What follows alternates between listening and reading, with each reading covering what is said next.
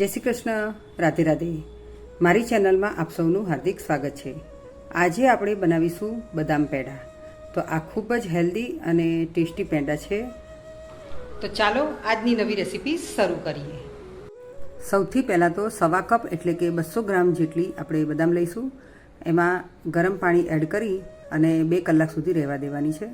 2 કલાક પછી બદામ પલળી જશે અને એની ઉપરથી આપણે ફોતરાને ઉખાડી લઈશું. કપડાં વડે એકદમ ડ્રાય કરી લઈશું. ત્યારબાદ એને મિક્સરમાં બ્લેન્ડ કરીશું. તો થોડી બદામ લઈ અને એકવાર એમ જ બ્લેન્ડ કરવાનું અને ત્યારબાદ 4 ચમચી દૂધ લઈ અને બીજી વાર કરીશું. આવી રીતે 2 ભાગ કરી અને બદામને આપણે પીસી લઈશું. તો બદામ આપણી એકદમ સરસ રીતે પીસાઈ ગઈ છે અને એનું સરસ મજાનું આવું બેટર તૈયાર થઈ ગયું છે. હવે આપણે એક નોનસ્ટિક પેન લઈશું. એમાં 1/4 કપ ખાંડ લીધી છે અને અડધો કપ પાણી લીધું છે. તો એની આપણે ચાસણી કરવાની છે. તો આપણે સતત હલાવતા રહીશું. ચાસણીમાં ઉભરો આવ્યો છે. હવે આપણે એક તારની ચાસણી થાય એવી રીતે ચાસણી બનાવવાની છે. તો જોઈ લઈએ. તો આપણું આ એક તારની ચાસણી કમ્પ્લીટ થઈ ગઈ છે. હવે આપણે અડધી ચમચી ઇલાયચી પાવડર કરીશું અને ત્યારબાદ એક ચમચી કરી અને 5 ચમચી આપણે મિલ્ક પાવડર કરવાનો છે. પણ એક સાથે નથી કરવાનું, એક ચમચી કરતા જવાનું અને એને હલાવતા જઈશું. તો એમાં લમ્સ કે ગાંઠો ના પડે. તો આવી રીતે સરસ રીતે આપણું મિલ્ક પાવડર મિક્સ થઈ ગયો છે. હવે આપણે બદામની જે પેસ્ટ બનાવીને રાખી છે એને આપણે એમાં એડ કરી દઈશું. બદામની પેસ્ટને એડ કર્યા પછી સતત આપણે એને ચલાવતા રહેવાનું છે અને ગેસની ફ્લેમને આપણે મીડિયમ રાખવાની છે.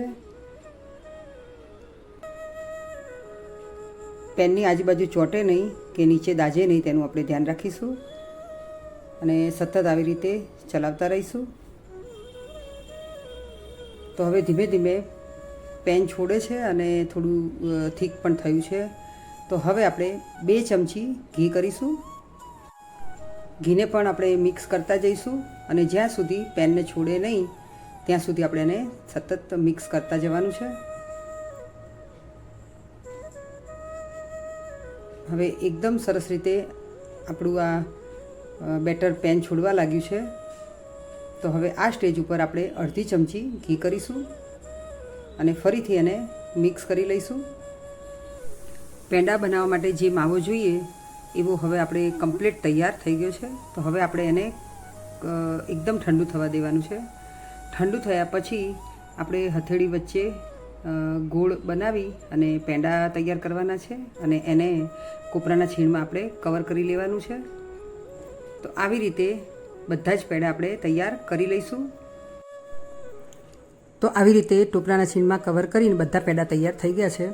હવે આપણે એની ઉપર બદામની કતરણથી ગાર્નિશિંગ કરી લઈશું અને ત્યારબાદ આપણે પેંડા બનાવતા પહેલાં થોડું કેસર દૂધમાં પલાળી દેવાનું છે અને એને થોડું ગૂંટી લેવાનું.